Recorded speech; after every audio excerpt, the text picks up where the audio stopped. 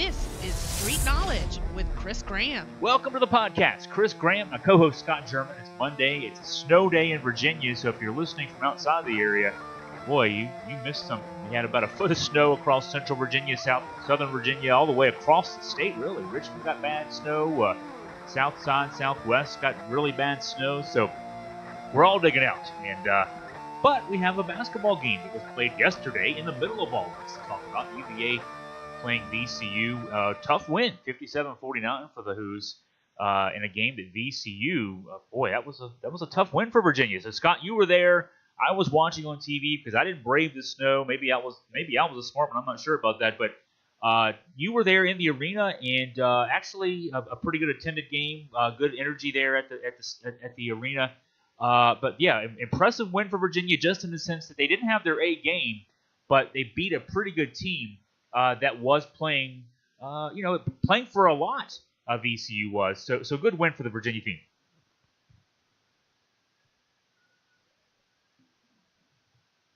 Scott? I'm sorry, Chris. Yeah, it was a good win, and it's alluded to in the article online. It's the kind of win that you look back on after it's over with and say, wow, the fact that we were really tested, the fact that we really got a couple of real the VCU landed a number of pretty good cuts on us, and they had us on the campus a couple of times, but we got back up. At the end of the game, you look back on it and say, well, this could actually make us a better team. And you don't have to look back and say, well, we lost. We did find a way to win. Now, would we rather have a 30-point win and not have to, respond? I don't know. I don't know if that really demonstrates any character or not. And like I said, I kept getting some flashbacks, maybe unnecessarily, or maybe just momentarily flashbacks of that fateful night in the Charlotte Coliseum back in March. But because we were standing, the team was flat. The team was standing around. The big three guys that I said, Hunter Diakite, Hunter, Todd Jerome, and Kyle Guy they weren't hitting on all our cylinders, and we looked flat. It looked like we were standing around waiting. The team was standing around waiting for somebody to do something. And unlike last March, we did have a couple of players step up. Mamadi had a great offensive game, as well as his usual solid defensive effort. And then what more can you say about Clark? I mean, is this not potentially the greatest recruiting find in the history of Virginia basketball? I mean, he is. You insert the adjective. To me, he single-handedly got this team jump-started yesterday by his play on the defensive end of the floor. We'll talk more about Clark as we go through this podcast, because, of course, there's news involving Clark, too, in terms of that cast you saw on his wrist yesterday, and what the surgery that he I suppose, has already undergone today, and he'll be out for some time. We don't know how long he'll be out, a few weeks at least. But I would say, Scott, I saw it a little differently in one sense. I don't know that guys were standing around waiting for somebody to step up. I saw UMBC also playing out like that game from last year, and I'm surprised that we haven't seen more teams do what UMBC seemed to do well last March, and then, of course, what VCU did yesterday so well to try to counter Virginia. What UMBC did, I thought, was, the reputation for Virginia is they come out, they smack you in the mouth, they make you work so hard on defense, and then they take you out of what you're doing on offense with their defense, and they wear you out. That's how, we talk about the Avalanche effect when people who watch Virginia a lot, and we sort of just wear you down. It's not like Virginia comes out and overwhelms you at the very beginning. It's sort of death by 1,000 cuts. And what I thought UMBC did so well last year was, they said, you know what, reputationally, that's what Virginia does. We're not going to worry about that. We're going to play Virginia against Virginia. And what I thought UMBC did so well was, Virginia runs an offense that is it's called the mover blocker offense. It's guys are running off cuts all the time. The guards are running off screens. either cutting to the corner or cutting to the three-point line or cutting off those inside. The screeners themselves then are either setting more screens or they're cutting or rolling or popping. It's constant motion. It's a motion offense. And what UMBC did well and what VCU did really well yesterday defensively was they kind of just grabbed and clutched and made it hard for Kyle Guy and Ty Jerome when they're running off screens. If you're being grabbed, you can't run off screens. You got a guy grabbing your shirt, grabbing your arm. They're fighting their way through the screens, and you're daring the officials to blow the whistle, and they didn't blow it as much as they could. Virginia was 26 for 30 from the foul line, but those were on shot attempts. The fouls that were on the perimeter weren't being called largely, and Virginia then would get some offensive fouls trying to break off those screens. The officials would see the second push back. They would see Kyle or Ty pushing off or Hunter. Late in the game, there was a push off on Hunter where he's frustrated at getting grabbed by a guy, and he pushes back, and the guy flops. And I mean, that's what VCU did so well. I'm not criticizing it. It worked, and it kept them in the game. And UMBC did it too. And the only thing VCU didn't do was what UMBC was able to do, which was make a bunch of shots falling on their ass. UMBC last year just made all those 3-pointers that teams don't make against Virginia. They made them, and VCU didn't make them yesterday, 6 of 29 from 3. But VCU defensively did what UMBC did, and what I think teams should do is just frustrate the hell out of Virginia, make the referees call fouls on the perimeter, on the screens, and when they don't, take advantage. And so the Virginia guys, were frustrated. You see the numbers. I mean, Guy was 4 of 13 from the field. Jerome was 4 of 13. Hunter was 1 for 6. He only had 6 shot attempts in 35 minutes. I'm worried about that in that context, just seeing how that played yesterday, because it's, VCU is a better team than UMBC, and we got some better teams coming up that can do that a lot better than VCU can do. Yeah, and you might wonder, well, did VCU just put out a blueprint to how you play Virginia? And maybe in a way they did, but they didn't do anything. It wasn't like their coach came up with some once-in-a-lifetime defensive scheme. What VCU did is what most teams could do, but most teams don't, and they just were tenacious on defense every possession. Their hands were all over the ball. Their hands were just clogging up things. I think any team could do that. It's just how many teams really do commit to that. So I don't know if I'd say they laid a blueprint. That blueprint's probably out there. It's just how many teams can play with that type of intensity for 40 minutes. It takes a lot of dedication. Virginia seems to be able to do it pretty good, but I don't think there's a lot of teams out there that have that commitment. But what I was alluding to about the game yesterday and how it had a somewhat of a familiarity to it, but back to the UNBC game last season, is that more so on the defensive side of the floor, where we were. It didn't look like we had a lot of answers. Now, VCU didn't shoot well from the field. They weren't shooting lights out like UMBC did, but they were still finding ways to get inside and score baskets. And the difference in yesterday's game and that fateful game night in March back in Charlotte Coliseum was we didn't have Kia Clark on the floor. And, that little kid, I don't care what word, adjective you use to describe him, but he just plays with such heart. He just messed up rhythm all day long. And he set the tone for Virginia's defense. And I think that, the other players keyed off of it. The key point in this game, and I alluded to it in the story, is that late in the first half, close game, Ty Jerome had tied the game. We were down by 3. He tied it with a deep three-pointer.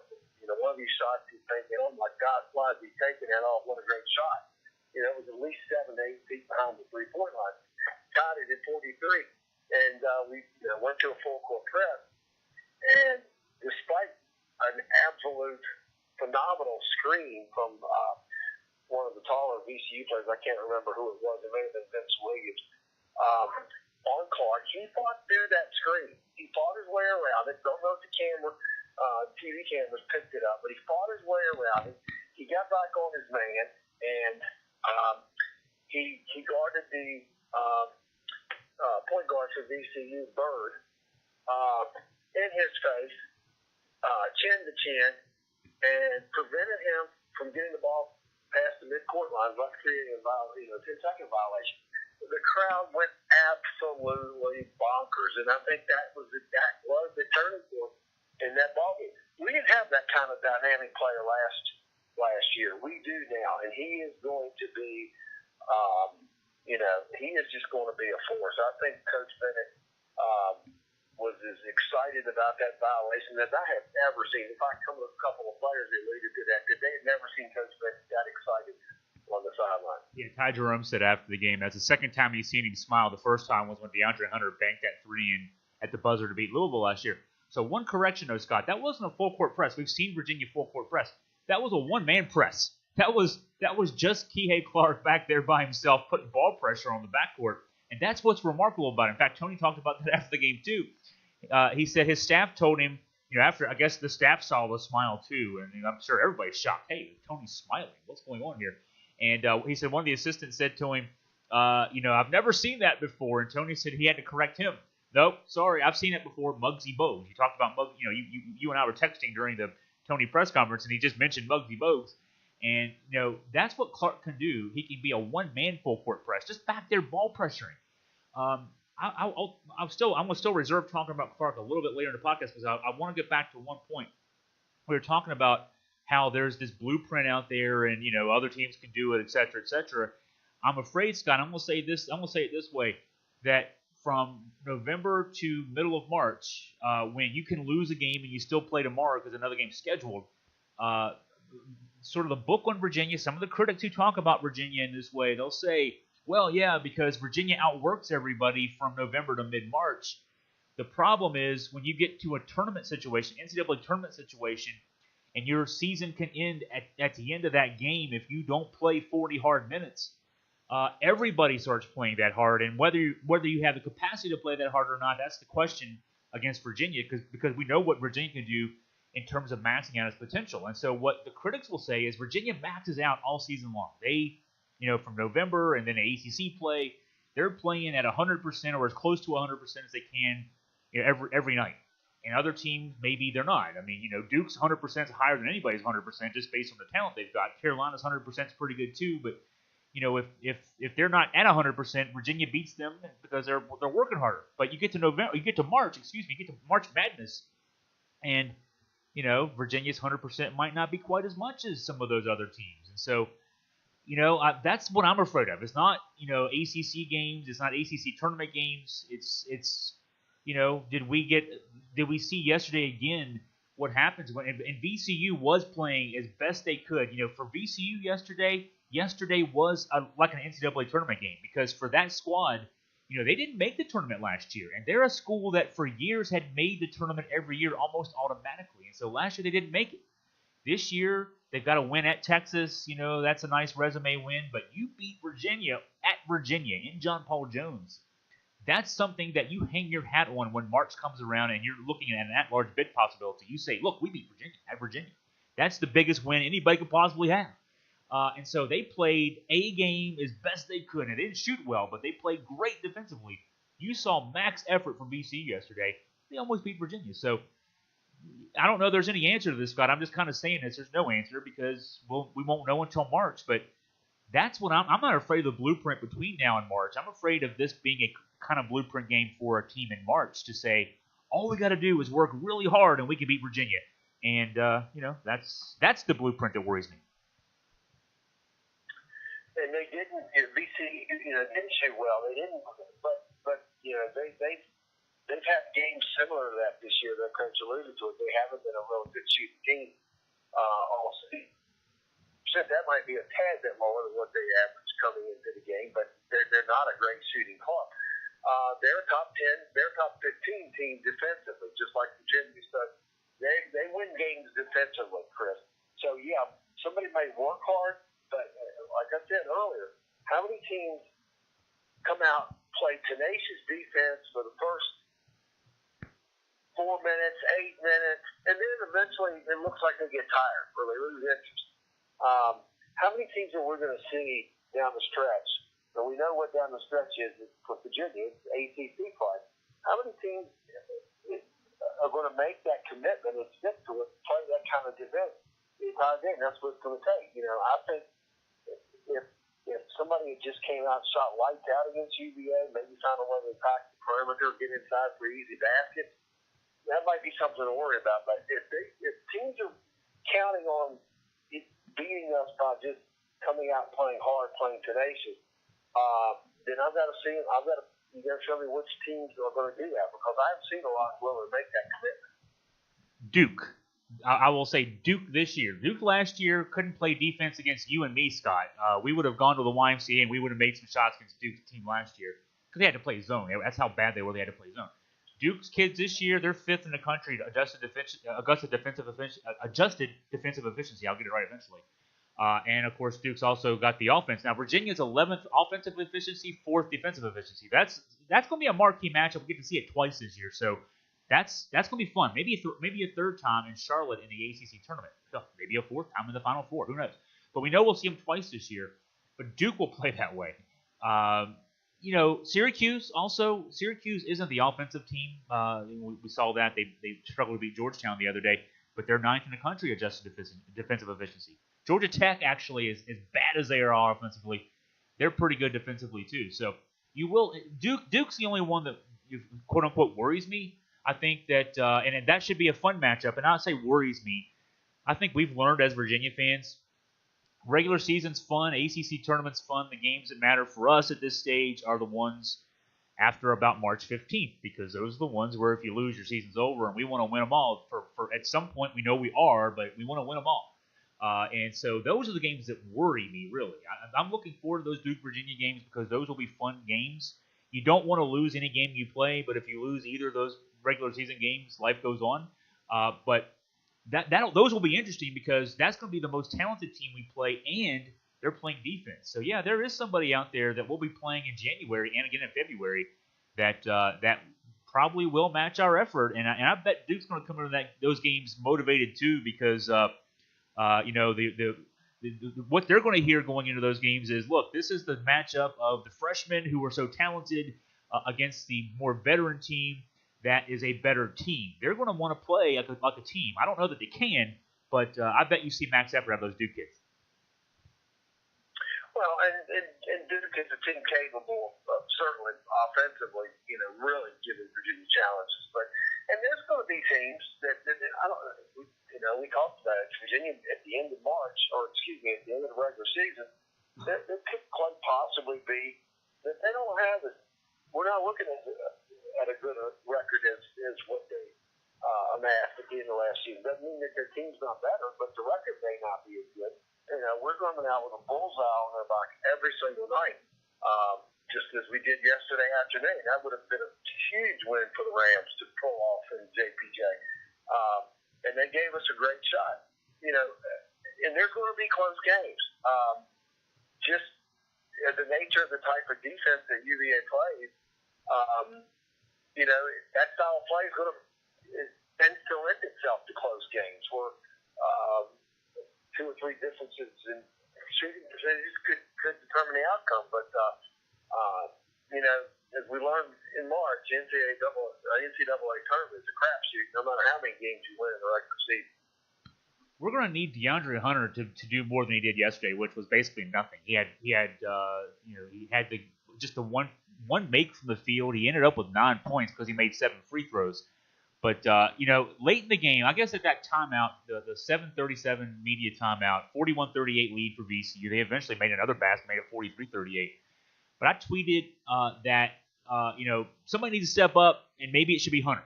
Hunter seems like the guy that the NBA scouts love. He's the one with the most NBA ready game of the three guys on this team that are going to play in the NBA. At least 3 who are going to play in the NBA. He and Ty Jerome and Kyle Guy.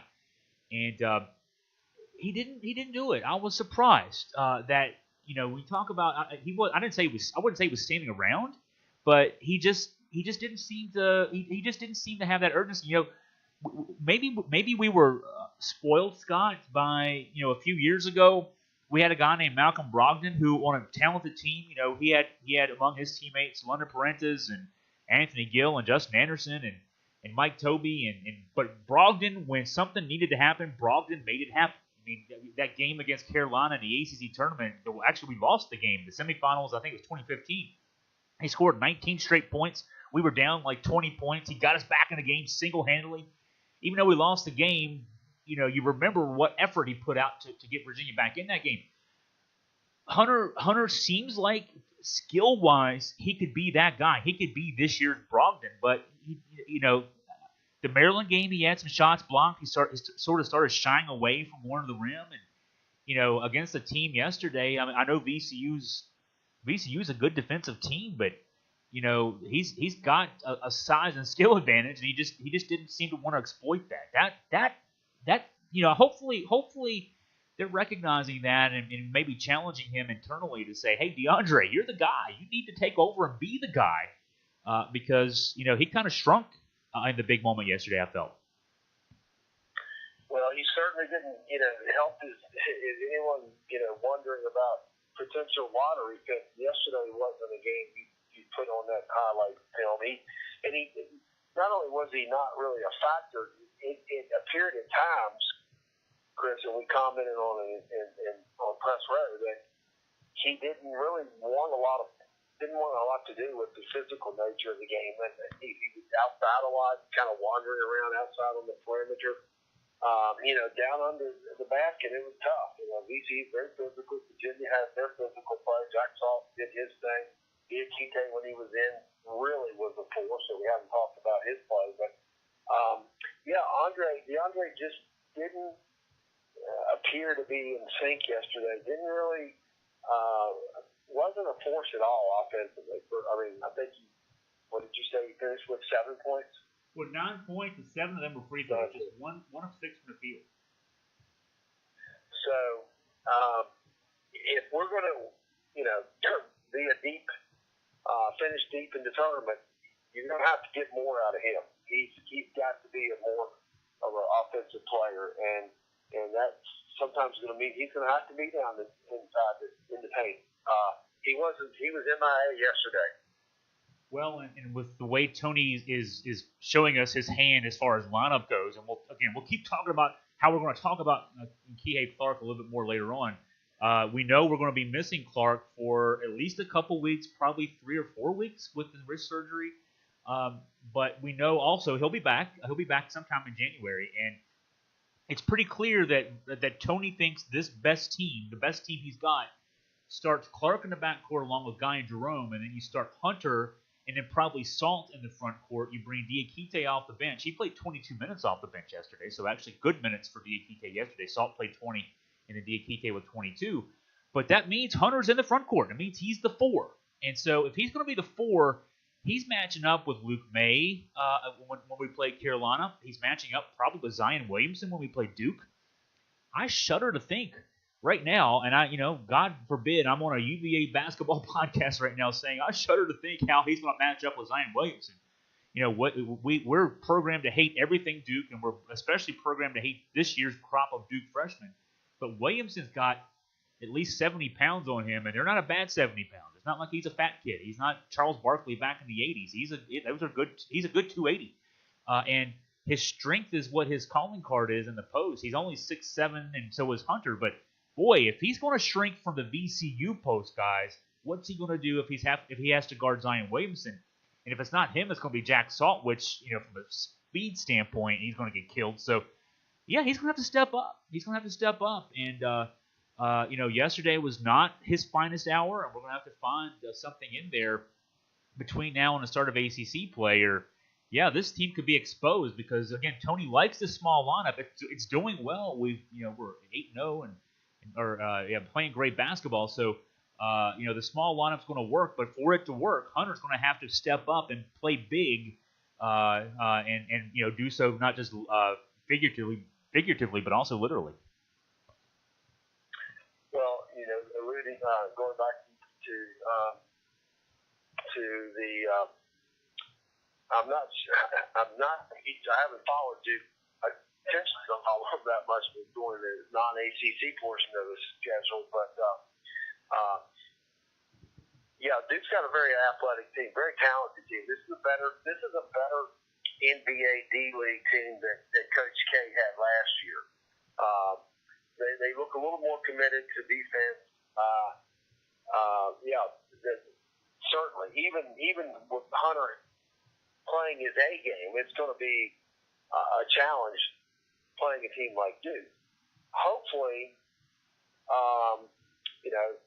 just the nature of the competition will help accelerate Hunter a little bit. But it worries me, because he definitely did not want any part of that physicality of the game yesterday. So he didn't step up when we needed, but Ty Jerome did. Jerome had very much a quiet game up until the last 6 minutes, but he scored 10 big points down the stretch. He had 2 threes, the 3 right before the Kihei Clark backcourt violation we talked about, where he forced a backcourt violation. Then a 3 on that weird 5-point play where a foul was called as he was making a 3 off a screen, and Kyle Guy then got to make the front and back end of a 1-and-1. That was where the game really changed. Virginia was down a point when he made that 3. That 5-point play gave Virginia a 4-point lead. The game never got closer after that. And then another 3 later on for Jerome and a couple free throws. And he just, the final numbers aren't thrilling. 4 of 13, 3 of 9 from 3, 14 points. But he did have 8 rebounds, 3 assists, 37 minutes, and he made those points when we needed it. So I complained about the fact Hunter didn't step up, but you did have Jerome step up. And, he's also a guy being looked at as a potential first-round pick off his strong showing in a CP3 camp back in the summer. And, we've seen this out of Ty, even dating back to his freshman season when he had a delayed start, coming off the injuries in high school that he was, getting back from his hip surgery. He didn't really get started until late that freshman season. But he made some big shots then. He made some big shots last year. He's big shot Ty as we know him. And he showed up again yesterday and took this team, took control of this team when they needed somebody to step up. He did, and I like his tenacity. Wasn't shooting well, and as I said earlier, that shot that he took in the 3-pointer was well beyond the 3. We've seen him make those shots before, but at that point in time, that took some guts, and that's the kind of mentality I like to see someone playing with. And he had a very sluggish first half. I'm not even sure that Ty even scored in the first half, but he kind of flipped the switch in the second half. Was a little more part of the offense. Looked for the shot. You see, being at the game maybe a little different than watching it on TV, because you have the ability at the game to be able to see the whole floor, not just where the ball is, and the ball movement that moving away from the ball, just his movement on the floor was different in the second half. It looked like he was intentionally trying to get himself in position to get the basket to score. He had 3 points in the first half, just 1 for 6 from the floor, and he was 1 for 8. He missed his first 2 shots in the second half before going 3 for 5 down the stretch. And, one thing about Jerome that's different than really a lot of guys in college, certainly on this UVA roster, Kyle Guy is a guy who can knock down shots. He's running off screens, and sometimes my wife pointed this out. Crystal Graham covers sports with us too, and we were at the ACC tournament last year. And, she doesn't get to watch the games live as much as we do, Scott. So watching it live, Kyle Guy can be so interesting because she said, how does he even know where the rim is? When he shoots it, he's not even really looking because he catches it and shoots all in one motion. He's running off the screen. His balance can be so interesting, because he has his own interesting way of getting open because he's a small guy. Jerome at 6'5" is a little different. He doesn't run off of screens and shoot. That's not when he's at his best. But as long as he can get squared up, and for him, most guys, their range is right at the 3-point line. It'll be 20 feet, 21 feet. That's their range. For Ty, 30 feet, as long as he gets squared up, he's got it lined up. And that's where you saw that shot yesterday. He's different. You have to respect him 30 feet out because we can see it. It's a slower. Certainly, Kyle Guy's got one of the quicker releases I've ever seen. It's reminiscent to me of J.J. Redick, of Curtis Staples, UVA back in the past. Jerome's release is slower, but his range is so deep. It's kind of almost not quite because I'm not comparing him to Steph Curry here, but he's got range that reminds you a little bit of Steph Curry in terms of just if he's on half court side, if he's on the right side of the half court, he's open. Yeah, he's got that balance. Now I'll talk about Kihei Clark, and I'll talk about it in this context first, Scott. You talked about Jerome and his focus in the second half. He was seemed like he was more into his cuts and that kind of thing. I think part of what we saw yesterday, the offensive struggles a bit that we saw of this team yesterday, may be a function of Kihei Clark and his injury. That obviously as he comes back from the wrist surgery and is fully healthy, this will change. But one thing that Kihei Clark had brought to this team was he played point, and Jerome technically, a lot of people look at as our point guard. But when Kihei Clark is out there, and he played 33 minutes yesterday, and he's been playing that number of minutes for us consistently down, the last several games, he brings the ball up the court, he initiates the offense, and that allows Kyle Guy and Ty Jerome to run off those screens in a mover blocker offense. And so they get the ball in the wings. They're either shooting open shots or they're setting up stuff for the guys setting the screens for them, either Salt or Diakite or Hunter or Huff, and that's how this offense has been so effective. Yesterday, they didn't get to do that because Clark had that cast on his left wrist. They actually, the game plan was, hey, let's take him out of bringing the ball up the court. Kyle Guy brought the ball up the court an awful lot, and he and Jerome were initiating the offense, which meant one of those guys wasn't running off screens. It meant Clark was one of the guys running off screens, and he's not as effective at 5'9", catching off a screen and creating offense. He's better out there at the front setting up the offense. And so maybe, we're all looking at this 29.5% shooting. They had all this trouble getting things initiated. It might have been just a function of Clark not being 100% available offensively. As a result, we kind of getting bogged down a bit. In fact, the more I thought about it yesterday, Scott, I really thought that maybe was as much a factor as anything else as far as our offense. And that won't be around after Clark's healthy again, coming up in a few weeks. No, and we've seen, we've watched him play, a few times in one of the early season games. I questioned to you, he just doesn't appear to be an offensive threat. And then no sooner than that, on cue, he comes down and nails a three. I think he scored like 7 points in the next 2 minutes. He can be an offensive threat. That's not what he's on the floor for, particularly. But we know if we step up competition, he's going to have to become at least a threat, or teams just won't respect him, and we'll just drop back and double team someone else. But he wasn't offensively active yesterday, and he played with a cast on his hand. So that goes to say that he probably wasn't going to be able to be as effectively offensively. But his D is what's earning him the playing time right now, and he's doing that magnificently. Well, and I'll say this: who he reminds me of, and UVA basketball fans listening to this podcast will remember the name Jontel Evans, who was Tony's first point guard when Tony took over the team back in 2009. Jontel Evans was about roughly the same size. Jontel was a little bigger, maybe 6 foot 6'1", but a defensive wizard who couldn't shoot the ball.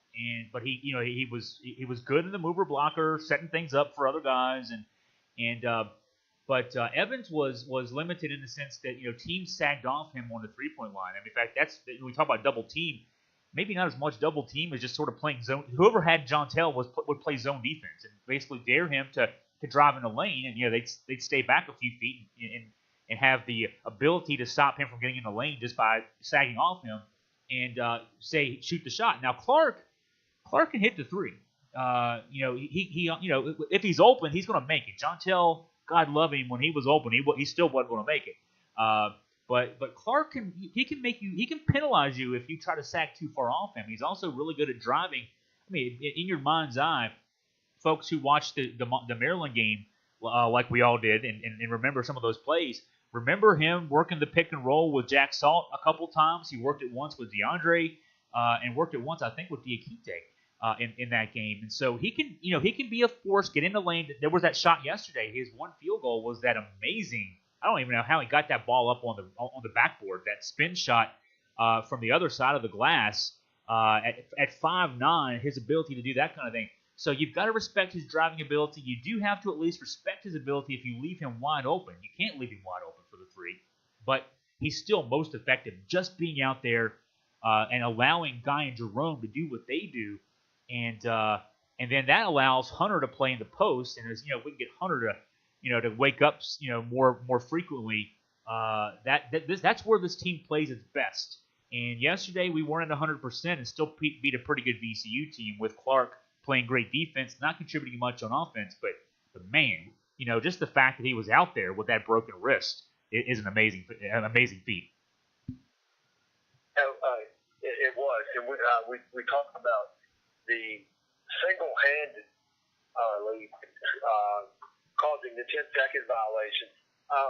Taking some notes and during the game, another great defensive effort. A couple minutes later, is that one of the few times that that he allowed his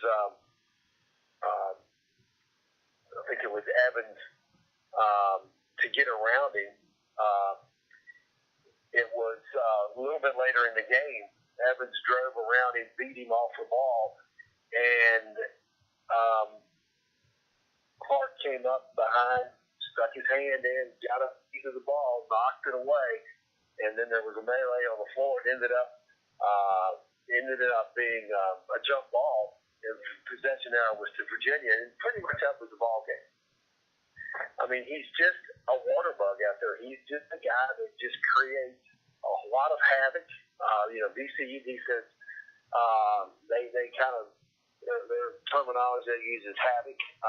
He is a one-man wrecking crew, and that's something that you can bring to the arena every night. Sometimes your offense doesn't follow you, but your defense can, and I think that's what's going to make him so valuable to UVA down the stretch. One funny thing happened in the postgame.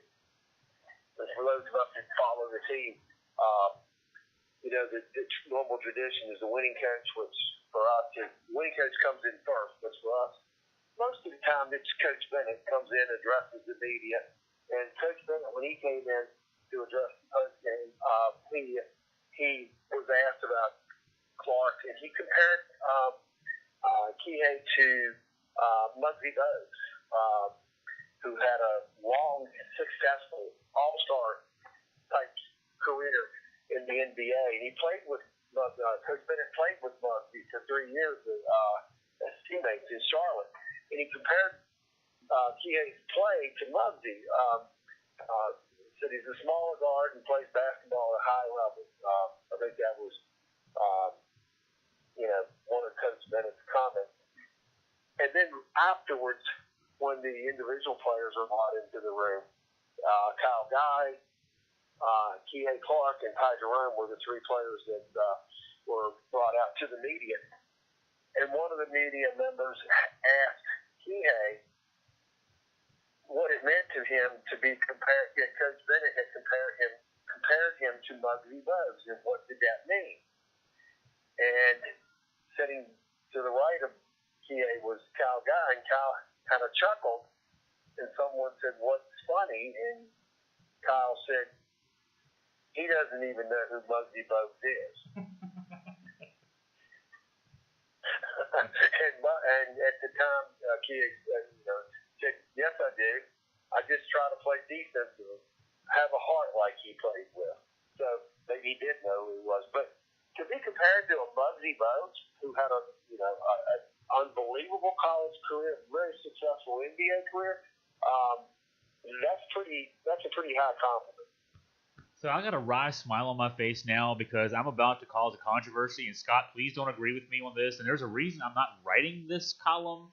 It would be a column if I wrote it. And I'm also talking about this 40 minutes into the podcast, so it's buried far enough back that you have to kind of pull this out. But I'm noting things yesterday, Scott. I didn't cover the game. The snow kept me at home, and so I'm here. And I'm saying things out loud after a game that I wouldn't normally say out loud after a game, but I'm talking, my wife's, and we're talking about the game. And I told her about how I had just gotten the quotes, the press conference quotes from from UVA and from Coach Bennett, the players, and that kind of thing. And so here's what I noticed, Scott. And again, don't agree with me on this because you'll be public enemy number 2. I'm gonna be public enemy number 1 for saying this. This is in reference to Kihei Clark, talking about how he broke his wrist in the Morgan State game, and he was taking a charge, he said, and he was trying to brace himself. I have broken my wrist the same way, trying to brace myself on a fall twice playing basketball. So I've totally done that before. But so after that, he's got a week in between, almost a week in between, 6 days in between games. And he practices with this cast on, and he tells Coach Bennett he wants to play. And, the day after the game, he's going to have surgery. Now, DeAndre Hunter played a game after breaking his wrist against Clemson, and he played. And then the next day they announced surgery, and then a few days later we lost to UMBC. Scott and I had this discussion before that game, before the UMBC game, and a lot after the UMBC game about who made that decision. Was that Coach Bennett that said, DeAndre, you're not playing? Or was it DeAndre who said, I'm not playing? And we never knew. And we'll never know. But we know something from yesterday, because what Tony Bennett said was that Kihei said, Coach, I want to play. So we practiced him with that cast to protect the wrist, and he was effective in practice, and it didn't affect his heart or his legs, that's for sure, Bennett said. So, Scott, I'm not saying anything there, but he broke his wrist. He's having surgery. He probably had it already today, and he played yesterday. That's all I'm saying. He played yesterday. So that's all. I'm not saying anything beyond that. I'm just saying he played yesterday. I don't have to agree or disagree with you. I'm just going to say I think if you're looking for some sort of tie that would differentiate the two injuries, I would say that maybe, if anything, there was some speculation that Hunter might leave UVA last year and declare for the NBA draft. There was that possibility. Maybe it was Coach Bennett that decided he wasn't going to play. He didn't want to go into the NBA draft.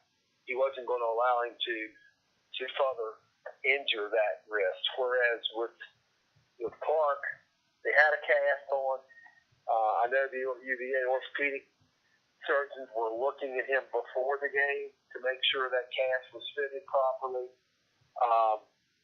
And knowing that Kihei Clark is not going to be leaving UVA at the end of this year to declare for the NBA draft, the risk-reward factor was such that maybe it was just they didn't think it was anything significantly of danger to let him play yesterday, knowing he's going to get a pretty good break between games. Yeah, you're doing a good job trying to keep me out of trouble. So I'm going to dig it even further now, because if he has surgery last Tuesday or last Wednesday, and the thing is about a broken bone, again, I've suffered them in my sports career. Anytime you have an injury like that, there's swelling afterwards that makes it hard to necessarily get a good X-ray right away, and that's probably what factored into DeAndre last year. He got injured in the Friday game against Clemson. He's hurt and he's in terrible pain, but he was able to, at least able to tape it up and put a cast on and protect him in that UNC game, in the ACC Tournament Championship game. He played and he made all his free throws at the end. So just like Kihei did yesterday, actually, I texted Scott for our listeners out there. I texted Scott to say, the way we confirmed that he had a broken wrist was he made all his free throws, because DeAndre did last year too in the UNC game. But I'll argue the other side, I guess. And again, I'm not expecting you to debate this at all. Just if Kihei has surgery last Tuesday or Wednesday, that's an extra week of recovery time when we really need it, which is ACC play and down the stretch. So, he played. He said, I want to play, and he played. And, it's a tough kid. And, at the end of a season, it's tougher too, because, the word first came out that he had a broken wrist and not just an injured wrist, and he's going to have surgery. My wife, again, after a game, usually I'm at the arena with Scott and other reporters, and we're talking about these things. And so my wife says, "Oh God, his season must be over because DeAndre Hunter's season was over last year." I said, "Nah, that was timing. At the end of a season, 2 or 3 weeks is the end of the season. At this stage, 2 or 3 weeks is just the first ACC game, pretty much. So, or 2 or 3 or 4 weeks is the first ACC game. So, no, it's not the end of the season necessarily, unless the surgery goes badly. Kihei will be back, but again, he didn't have. So that makes it even more interesting to me, Scott, is he didn't have to play yesterday. He could have had their surgery on Wednesday, and nobody would have known any different. Nobody would have cared. If he didn't get to play yesterday, but he wanted to play yesterday, and he played yesterday. So that's all I'm saying.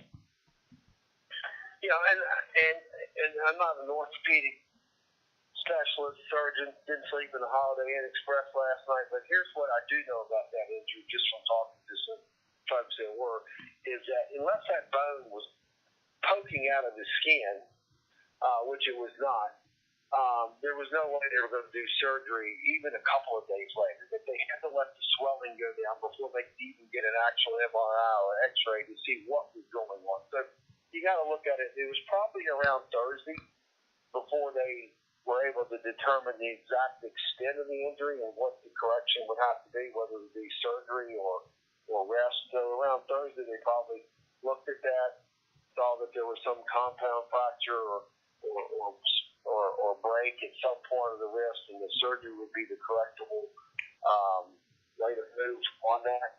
And it wouldn't hurt. 1 game left. You need bodies.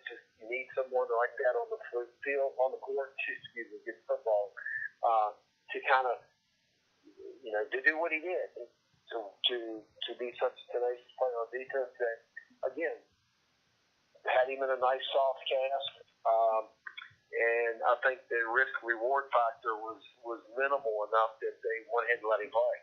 I tell you, you talk about risk-reward factor, that twisting layup he made, he gets fouled on that, and he lands hard, and he's bracing himself again with his wrist. Yeah, we might not be seeing him the rest of the season. So, I mean, but I'm focusing more on how tough he must be to play with that, and he said, "I want to play." So good for him, and I'm questioning it. I guess I'm thinking more like in the NBA. I mean, Golden State Warriors can let Steph Curry recuperate for a couple of weeks because they know that the games that matter are in the playoffs.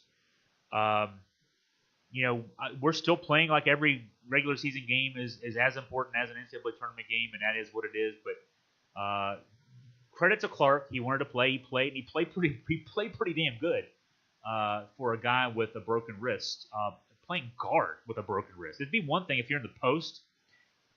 I guess it's hard to catch the ball. Maybe if you're in the post, you got to catch a pass. But he's a guard. He's got a dribble left-handed too, theoretically, and he was able to mask that and play good defense too. So good for Clark. It's definite. He's playing with a cast on his wrist, and that certainly made it tough for him to dribble with his left hand. But he did, and just had a couple of turnovers. The reverse layup was just something. I don't think that's something he wouldn't probably even do in a game of horse. That was just absolutely courageous. He went inside, and he's so quick. He's just, he's just a blur. And it is going to be absolutely a delight to watch him progress and watch him progress under Coach Bennett. Coach Bennett couldn't have been more complimentary of him, comparing him to Bose, saying how much he plays with his heart. He also went into a little story about recruiting him, and for those of our listeners that don't know, even though he's playing in the ACC, he's starting for a top 5 nationally ranked team. This kid was not highly recruited. This kid was virtually not recruited. He had one Division I offer coming out of California, one Division I school, and that was an obscure school called University of California at Davis. And Tony was asked about how that recruiting process took place. And in fact, Virginia wasn't even recruiting him until they had got word that he had decommitted from UC Davis. And Coach Bennett was a personal friend of the UC Davis coach, Jim Lays, I believe was how you say L-E-S.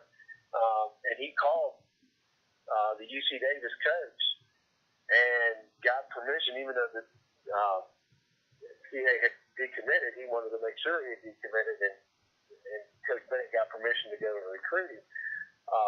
And he did. So UVA was his only major offer coming out of high school. So you talk about finding a diamond in the rough. This could be as I said earlier, this could be the greatest recruit Virginia ever landed as far as coming out of nowhere. Well, yeah, the value of that, right? So, I mean, if this isn't the nerdiest UVA basketball podcast that there is out there, and there aren't a lot out there, but there are enough out there. But we have a lottery pick, DeAndre Hunter. We have a first-round pick, Ty Jerome, and whatever Kyle Guy is. I mean, he's probably a second-round pick, but he's an All-American. So we got those three guys. And we spend most of our time on these podcasts, Scott, talking about Kihei Clark and Jack Salt, it seems like, because those are the guys that Tony Bennett talks the most about. The guys who do the little stuff that also adds up to be really big stuff. And, that's what it is. Now, here we enter this weird period now. This is that weird time of year for UVA sports fans. We've had all this football every week since the last part of August. For the last few weeks, we've had football and basketball. And now we have a football game coming up still on the 29th of December. And we have no more basketball for exam break until the 19th, which is 9 days from now at South Carolina. So this is a silly season. We just spent 50 minutes breaking down yesterday's game, and now we're going to be grasping for straws here the next few days, trying to figure out what else to talk about because they have our kids actually go to class. They actually take exams, and they'll be doing that for the next few days. So what are we going to do, Scott? I mean, I guess we need to give advice to our fellow UVA fans out there. What do we do to get through these next 10 days? Well, I've got a suggestion, and I was thinking about it earlier. So I'm going to give each of us a homework assignment, and when we come back, whether that be this week, later this week, given a certain amount of time to orally answer the question. And the homework assignment I would like to give you and myself is, we're hearing rumblings right now, not rumblings, but we're hearing about there's a rash of players across the country that are saying, no thank you, I don't believe I'm going to be playing in this bowl game.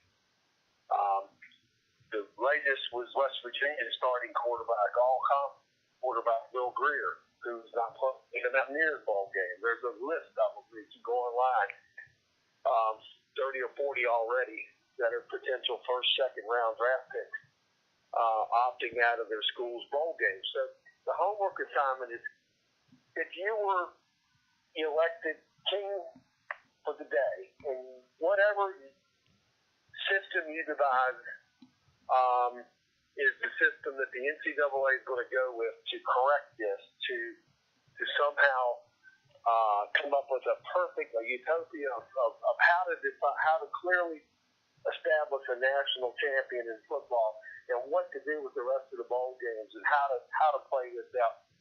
I want you to come up with that and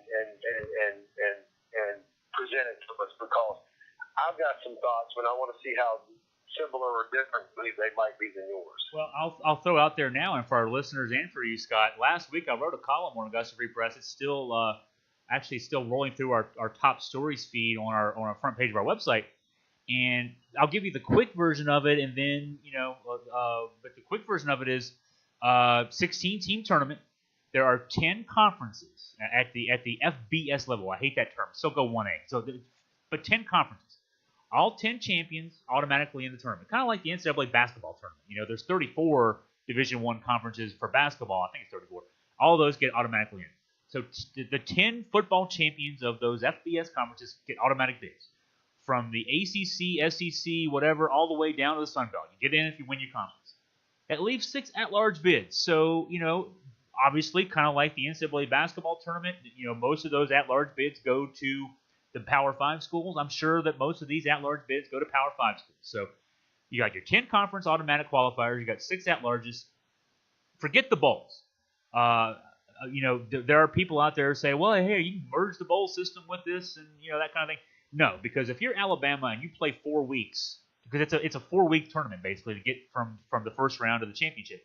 If you're asking Alabama fans and Clemson fans to go 4 weeks, first week you got to go somewhere, second week you got to go somewhere, third week you got to go somewhere, and then the championship game you got to go somewhere, you're not going to get those fans to do that for 4 straight weeks. Play them on campus. That's why you win games all season long, is to have home field advantage for those, kind of like the NFL does, honestly, until you get to the Super Bowl. The college Super Bowl, you play somewhere. You play in some big stadium somewhere. But the first 3 weeks, you play on campus. Alabama's going to sell 92,000 tickets. Ohio State's going to sell 95,000 tickets. Michigan will sell 110,000 tickets. But and they'll play Sun Belt teams, and they'll play some AAC teams, etc. But no more Central Florida having to say we're undefeated and didn't get into the playoff. If you're undefeated, win your conference, you're in the playoff. If you're the Sun Belt champion, if you're Appalachian State, you're in the playoff. If you're Virginia, here's the weird thing: if you're in a Power 5 right now, if you're Virginia, if you're, who would it be, like Vanderbilt or South Carolina, you're not going to go 12-0 and get into a playoff. But if you win your division and you upset Clemson or Alabama, guess what? You're in the playoff. So all of a sudden, every conference game means something. Wake Forest versus Duke means something, because the winner of that game is 1 game closer to being their conference championship game. And if they can upset somebody, they're in the playoffs. So to me, this makes all the sense in the world. And why it won't happen is because right now our playoff is this. It's Alabama, it's Clemson, it's the SEC second best team, or the Big 12 champion, or the Big 10 champion. Of those 5, you get 4. And the people who are in those 5 don't want to change the system because they get to be in the playoff every year. And the rest of us get to watch games. So, but to me, that's the way to go. So I threw a lot out there for you, Scott. Quick reaction, and maybe we can follow this up with a podcast later on and have some deeper thoughts.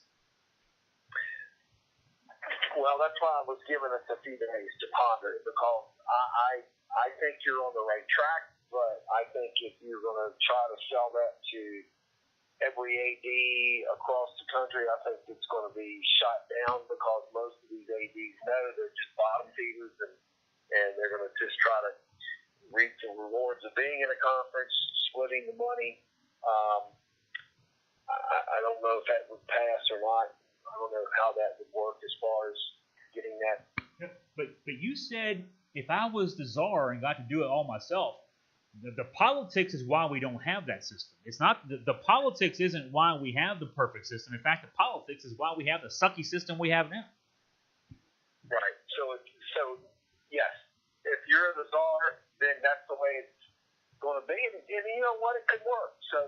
As we get back, we'll get back later this week, and I've got some thoughts. I'm just not quite connected all the dots, so to speak. So I think it's similar to what you had, but it kind of, we'll hope to, even, the schools that right now are content to be bottom feeders. Yeah, well, we're one of the bottom feeders, to be honest. When I say we, this is a UVA sports podcast. We've talked about this a lot.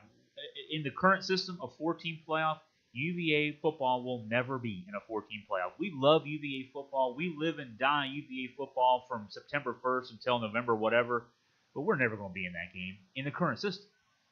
If the system I've got allows UVA, it allows Wake Forest, it allows everybody to have a chance. I'm not saying you get in, you have a chance. Right now, only 5 teams have a chance. And even the Pac-12 doesn't have a chance. They haven't been in that game since Oregon fell off after Chip Kelly left, and I guess the guy after him kind of fell off. So yeah, only 5.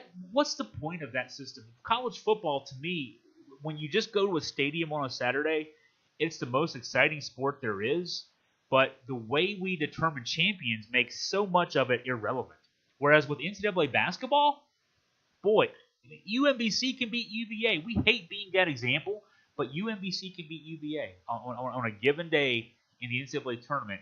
And that's what you watch for is the upset. You watch for Loyola Chicago to make the Final Four. They have a chance to make the Final Four. They did last year. And in college football, even really good schools who have spent a lot of money on their programs have no chance of getting in that Final Four. And so that's why basketball has the captivation of our hearts that it does. In football, we love it, but the way we finish it up is kind of stupid. Yeah, we do. And you know what? Maybe that's the intent, to create the controversy, because we have guys like us that have nothing better to do to be talking about it, stirring the pot. Yeah, well, that'll get us through these 10 days. And we'll, we probably can talk some winter meetings, Major League Baseball winter meetings. Will help get our attention a bit as we figure out what happens with our Nats and our O's, with Bryce Harper, Manny Machado, two guys that I'm not too sure if we think either will be back with our favorite teams, but we'll see. So we have that to talk about. We can start getting ready for that bowl game coming up in a few weeks. So we'll figure this out. But yeah, this is a weird time for us. So we'll do the best we can. Well, for Scott German, I'm Chris Graham. We'll sign off for now. We'll get back to you later this week. Until then, wahoo wah.